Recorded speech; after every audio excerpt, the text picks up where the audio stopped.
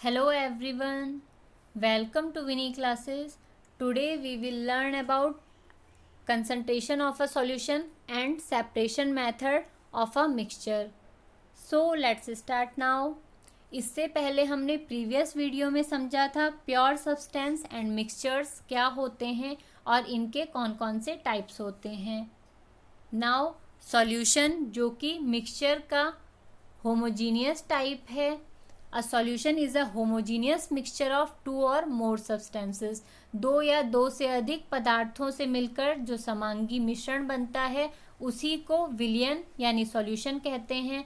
For example soda water, salt in water, sugar in water, iodine in alcohol that is tincture of iodine, water in alcohol, lemon in water, solid solution that is LOA, gaseous solution that is air.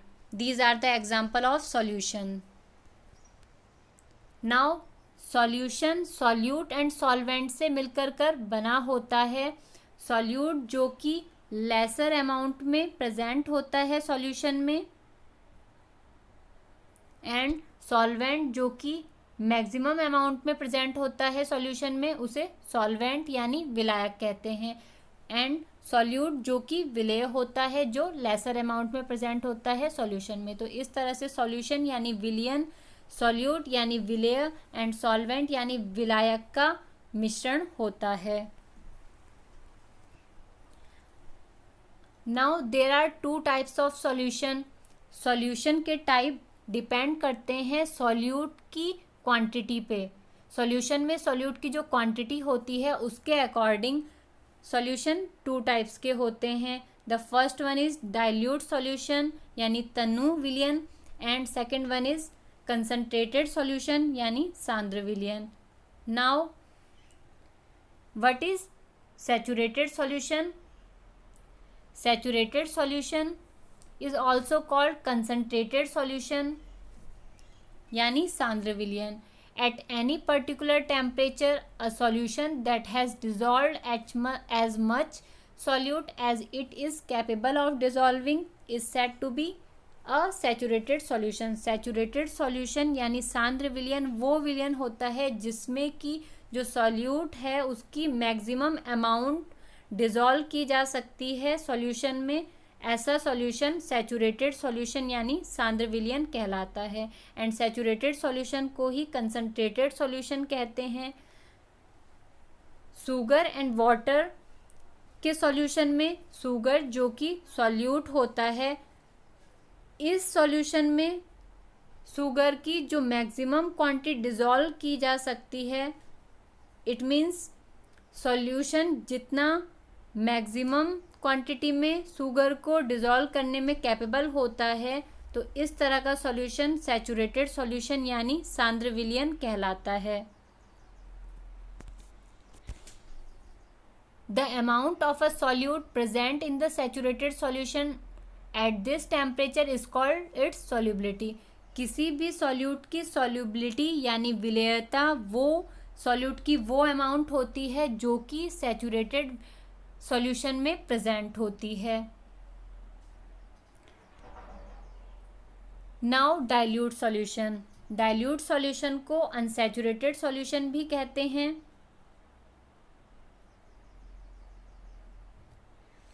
If the amount of solute contained in a solution is less than the saturation level it is called an unsaturated solution. जब solute की जो amount है वो solution में saturation level से कम होती है उस सॉल्यूशन को अनसैचुरेटेड सॉल्यूशन कहते हैं या डाइल्यूट सॉल्यूशन कहते हैं. Now concentration of a solution. Concentration of a solution वो अमाउंट होती है जिसमें कि जो सॉल्यूट की अमाउंट होती है वो प्रेजेंट होती है गिवन अमाउंट ऑफ सॉल्यूशन में. तो इस तरह से हम कंसंट्रेशन ऑफ सॉल्यूशन निकाल सकते हैं. कंसंट्रेशन ऑफ सॉल्यूशन को 3 मेथड के थ्रू निकाला जा सकता है. द फर्स्ट वन इज अगर सॉल्यूट एंड सॉल्यूशन का मास गिवन है तो हम कंसंट्रेशन ऑफ सॉल्यूशन निकाल सकते हैं. This method is mass by mass percentage of a solution, जिसमें कि mass of a solute upon mass of solution multiply by 100 formula होता है कंसंट्रेशन ऑफ सॉल्यूशन निकालने का। द सेकेंड मेथड इज, अगर सॉल्यूट का मास गिवन है and solution का वॉल्यूम गिवन है तो सॉल्यूशन की कंसंट्रेशन फाइंड आउट की जा सकती है, जिसमें कि मास बाय वॉल्यूम परसेंटेज के थ्रू कंसंट्रेशन फाइंड आउट की जाती है। द थर्ड मेथड इज, अगर सॉल्यूशन में सॉल्यूट का वॉल्यूम एंड सॉल्यूशन का वॉल्यूम गिवन है तो सॉल्यूशन की concentration volume of solute upon volume of solution multiply by 100 formula के थ्रू फाइंड आउट की जा सकती है। So these are the 3 methods of finding concentration of a solution.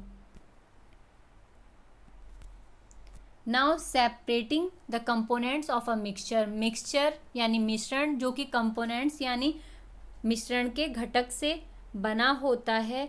किस तरह से मिश्रण से घटकों को अलग किया जा सकता है, चलिए समझ लेते हैं।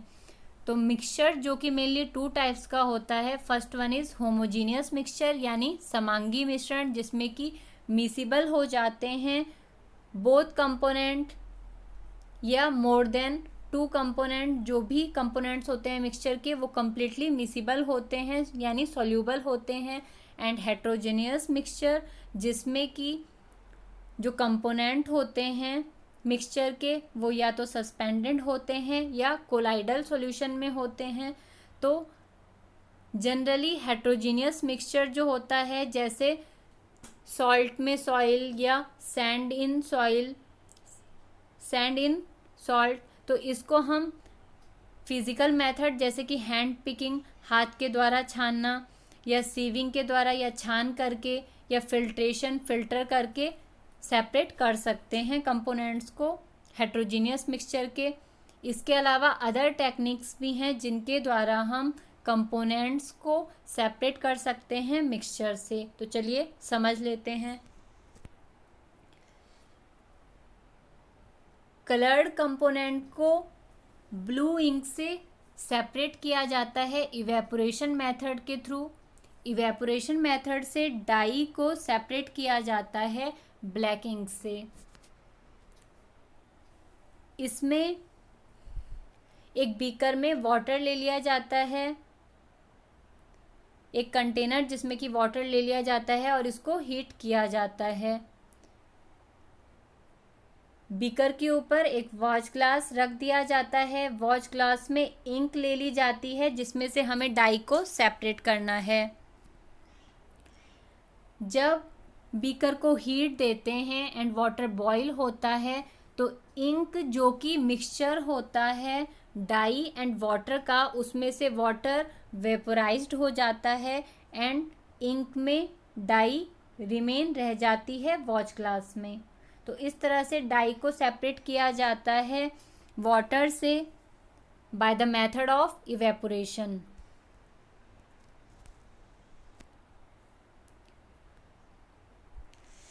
नाउ सेंट्रीफ्यूगल मेथड के थ्रू मिल्क से क्रीम को सेपरेट किया जाता है, या क्रीम से बटर को सेपरेट करने के लिए सेंट्रीफ्यूगल मेथड का यूज़ किया जाता है।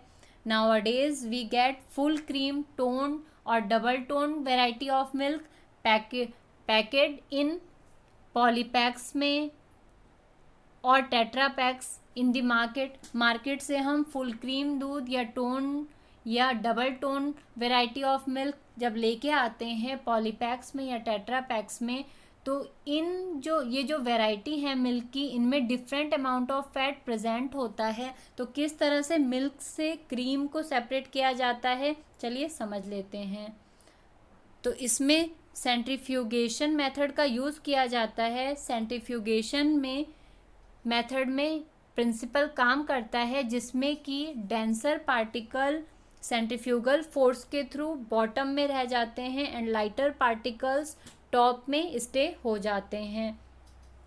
जैसे हम घर में भी मलाई से मक्खन निकालने के लिए जो मेथड यूज़ करते हैं उसमें अपकेंद्रण बल यानी सेंट्रीफ्यूगल फोर्स काम करता है, जिसमें कि हम या तो मिक्सी में मलाई से मक्खन निकालते हैं या मथनी के थ्रू निकालते हैं, या किसी बंद कंटेनर को जब हम रैपिडली तेज़ी से हिलाते हैं तो सेंट्रीफ्यूगल फोर्स के कारण मलाई से मक्खन सेपरेट हो जाता है। तो सेंट्रीफ्यूगेशन की अदर एप्लीकेशन है डायग्नोस्टिक लेबोरेटरीज में ब्लड एंड यूरिन टेस्ट के लिए सेंट्रीफ्यूगल फोर्स का यानी सेंट्रीफ्यूगेशन मेथड का यूज़ किया जाता है।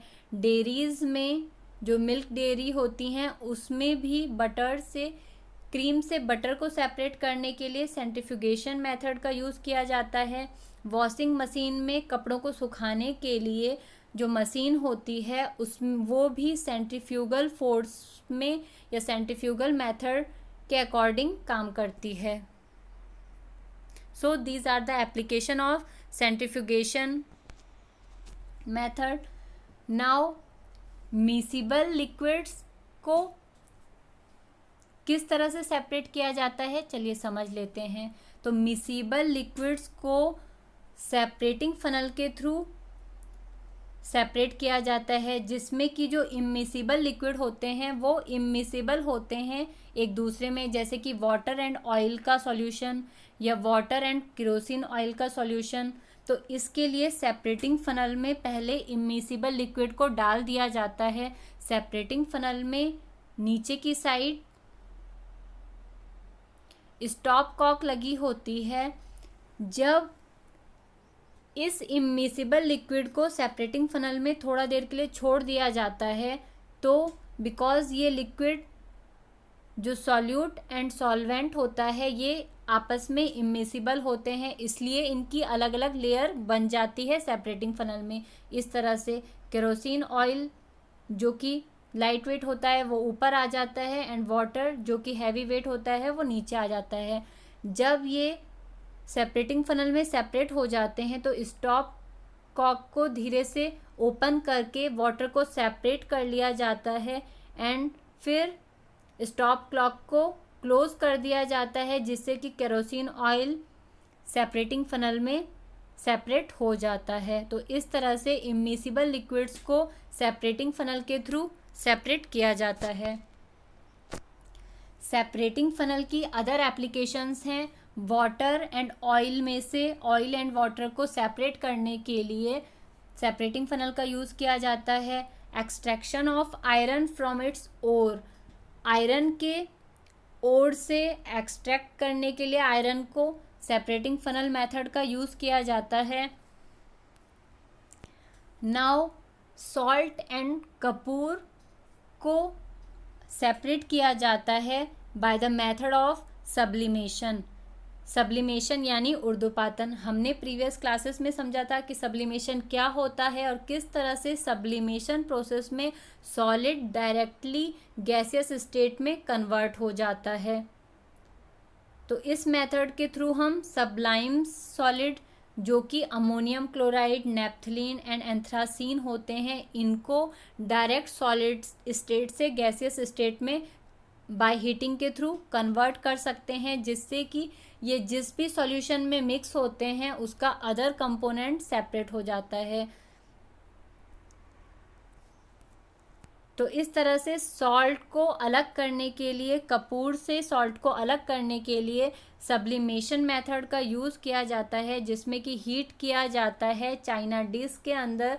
जब हम इस सॉल्यूशन को रखते हैं जो कि कपूर एंड सॉल्ट का सॉल्यूशन है, तो इसमें से कपूर जो कि सब्लाइम सॉलिड होता है वो गैसियस स्टेट में कन्वर्ट हो जाता है एंड सॉल्ट रिमेन रह जाता है। तो इस तरह से सब्लिमेशन मेथड के थ्रू जो सब्लाइम सॉलिड हैं एंड अदर कंपोनेंट है उन्हें सेपरेट किया जा सकता है।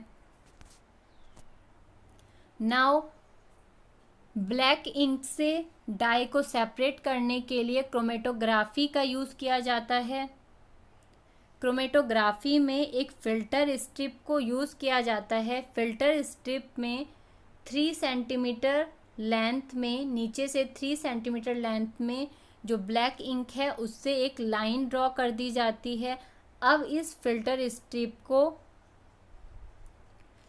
एक ग्लास रॉड में या एक कंटेनर में जिसमें कि वाटर होता है कम क्वांटिटी में, उसके अंदर इंसर्ट किया जाता है फिल्टर स्ट्रिप को इस तरह से कि जो फिल्टर स्ट्रिप की लास्ट एंड है वो वाटर को ओनली टच करे। फिर कुछ देर के लिए जब इसे छोड़ दिया जाता है तो वाटर ऊपर फिल्टर पेपर में एब्जॉर्ब होने लगता है, और जब वाटर ब्लैक इंक की लाइन को टच करता है तो इसमें से डाई कलर सेपरेट हो जाता है। तो क्रोमेटोग्राफी मेथड का यूज़ डाई कलर्स को सेपरेट करने के लिए किया जाता है। इंक जो कि मिक्सचर होती है वाटर एंड डाई का, तो इसमें से क्रोमेटोग्राफी मेथड का यूज़ डाई के कलर्स को सेपरेट करने के लिए किया जाता है। क्रोमा वर्ड जिसकी की ग्रीक मीनिंग कलर है यानी रंग है, तो क्रोमेटोग्राफी का यूज़ हम डाई से कलर सेपरेट करने के लिए करते हैं। डाई में 2 या 2 से अधिक कलर का कॉम्बिनेशन होता है या मिक्सचर होता है, तो उसे क्रोमेटोग्राफी के थ्रू सेपरेट किया जाता है। क्रोमेटोग्राफी का यूज़ डाई के कलर्स को सेपरेट करने में किया जाता है, नेचुरल कलर्स में से पिगमेंट को सेपरेट करने के लिए किया जाता है, एंड ब्लड्स में जो ड्रग्स प्रेजेंट होते हैं उनको सेपरेट करने के लिए भी क्रोमेटोग्राफी का यूज़ किया जाता है। यानी रक्त में जो नशीले पदार्थ होते हैं, जो ब्लड हम डोनेट करते हैं, उसको प्योरीफाई करने के लिए क्रोमेटोग्राफी का ही यूज़ किया जाता है। नाउ 2 मिसिबल लिक्विड्स को सेपरेट करने के लिए डिस्टिलेशन मेथड का यूज़ किया जाता है। डिस्टिलेशन मेथड यानी आसवन विधि। जो 2 मिसिबल लिक्विड होते हैं जैसे वाटर एंड अल्कोहल है या शुगर एंड अल्कोहल है, इनको सेपरेट करने के लिए फ्रैक्शनल डिस्टिलेशन या डिस्टिलेशन मेथड का यूज़ किया जाता है। तो यहाँ पर हम एग्जांपल ले रहे हैं एसीटोन एंड वाटर के मिक्सचर में से यानी सॉल्यूशन में से एसीटोन को सेपरेट करना है एंड वाटर को सेपरेट करना है, तो इसके लिए डिस्टिलेशन मेथड यानी आसवन विधि का यूज़ होता है। इसमें डिस्टिलेशन फ्लास्क में मिक्सचर को यानी सॉल्यूशन को भर लिया जाता है और एक कंडेंसर यूज़ होता है। डिस्टिलेशन फ्लास्क के ऊपर एक थर्मामीटर लगा होता है। जब हीट किया जाता है डिस्टिलेशन फ्लास्क को, तो जो सॉल्यूशन होता है वो जब बॉइलिंग पॉइंट पर पहुंचता है एंड थर्मामीटर में कंटिन्यू टेम्परेचर नोट किया जाता है, तो एसीटोन इवेपोरेट होकर के वेपोराइज होकर के वाटर कंडेंसर में कंडेंस्ड हो जाता है और इसे एक कंटेनर में सेपरेट कर लिया जाता है। तो डिस्टिलेशन मेथड का यूज़ ऐसे मिसिबल लिक्विड्स को सेपरेट करने में किया जाता है जिनके बॉइलिंग पॉइंट में काफ़ी अंतर होता है। अगर जो 2 सब्सटेंस हैं उनके बॉइलिंग पॉइंट में डिफरेंस नहीं है और अगर वो साथ में ही वेपोराइज हो जाएंगे तो उन्हें अलग करना मुश्किल होगा। इसलिए डिस्टिलेशन मेथड का यूज़ ओनली उन मिसिबल लिक्विड्स को सेपरेट करने के लिए किया जाता है जिनके बॉइलिंग पॉइंट में काफ़ी डिफरेंस होता है। बट अगर मिसिबल लिक्विड्स के बीच में जो बॉइलिंग पॉइंट का डिफरेंस है वो 25 केल्विन से कम है, यानी जो 2 लिक्विड सॉल्यूशन में प्रेजेंट हैं उनके बॉइलिंग पॉइंट का डिफरेंस 25 केल्विन से कम आ रहा है, तो फ्रैक्शनल डिस्टिलेशन प्रोसेस का यूज़ किया जाता है मिक्सचर में से सब्सटेंसेस को सेपरेट करने के लिए। फ्रैक्शनल डिस्टिलेशन में डिस्टिलेशन से ये डिफरेंस होता है कि फ्रैक्शनल डिस्टिलेशन मेथड में जो डिस्टिलेशन फ्लास्क है और कंडेंसर है उनके बीच में एक फ्रैक्शनल कॉलम लगी होती है, ये इस तरह से, और इसमें थर्मोमीटर कनेक्ट होता है।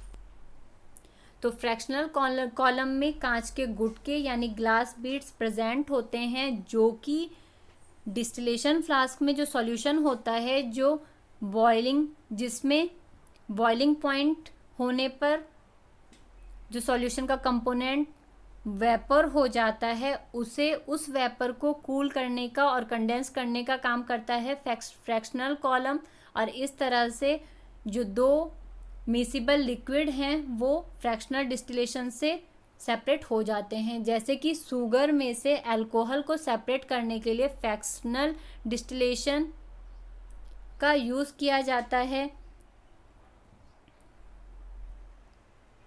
एंड एसीटोन एंड वाटर में से एसीटोन और वाटर को सेपरेट करने के लिए डिस्टिलेशन का यूज़ किया जाता है। डिफरेंस ये है कि अगर बॉइलिंग पॉइंट दोनों का जो डिफरेंस है बॉइलिंग पॉइंट का वो 25 केल्विन से कम है तो फ्रैक्शनल डिस्टिलेशन का यूज़ होता है। नाउ एयर जो कि गैसेस का कंपोजिशन होता है एंड गैसियस सॉल्यूशन होता है, उसमें से गैसेस को सेपरेट करने के लिए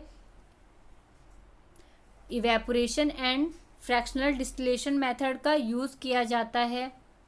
एयर जो कि एक होमोजीनियस मिक्सचर है गैसेस का, तो इसके कंपोनेंट्स को अलग अलग गैसेस को फ्रैक्शनल डिस्टिलेशन मेथड के थ्रू सेपरेट किया जाता है।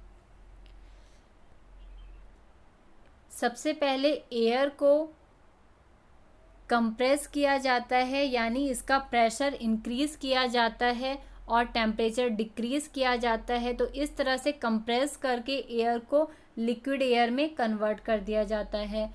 फिर लिक्विड एयर को फ्रैक्शनल डिस्टिलेशन कॉलम में डाल करके उसमें से एयर्स को जो गैसेस हैं उन्हें सेपरेट किया जाता है। हम जानते हैं कि जो एयर के कंपोजिशन हैं वो oxygen, argon and nitrogen gases हैं, जिसमें कि 78% नाइट्रोजन होती है, 21 के नियर अबाउट ऑक्सीजन प्रेजेंट होती है एंड अदर गैसेस 0.03% में होती हैं।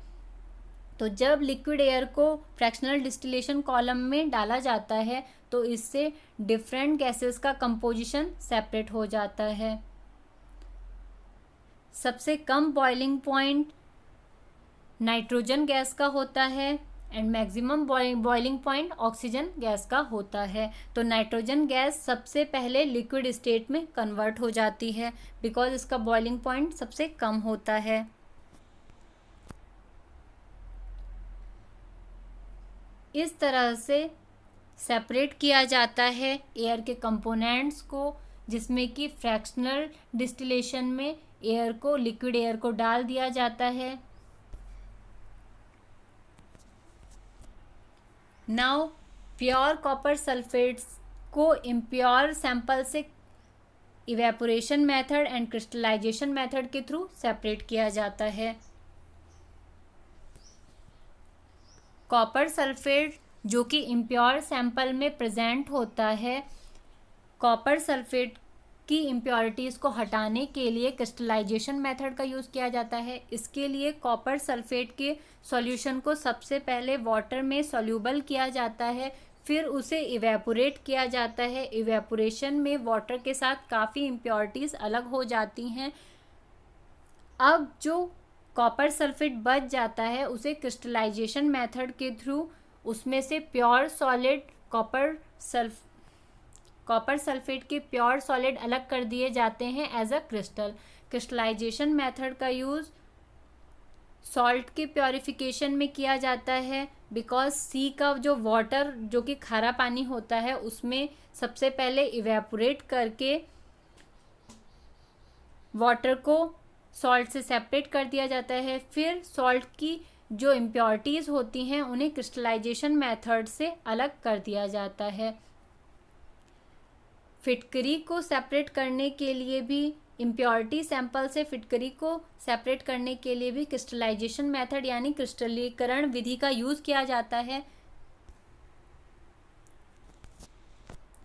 नाउ वाटर प्यूरिफिकेशन सिस्टम में वाटर को प्योरीफाई किया जाता है। सिटीज़ में जो वाटर होम सप्लाई होता है उसे वाटर प्यूरिफिकेशन सिस्टम में पहले प्योरीफाई किया जाता है देन सप्लाई किया जाता है। तो इस तरह से वाटर प्यूरिफिकेशन सिस्टम काम करता है, जिसमें कि फिल्ट्रेशन टैंक होता है, बैक्टीरिया को किल करने के लिए क्लोरीनेशन होता है और इसे होम में सप्लाई कर दिया जाता है। आई होप आपको ये टॉपिक क्लियर हुआ होगा। For more video, you can subscribe to my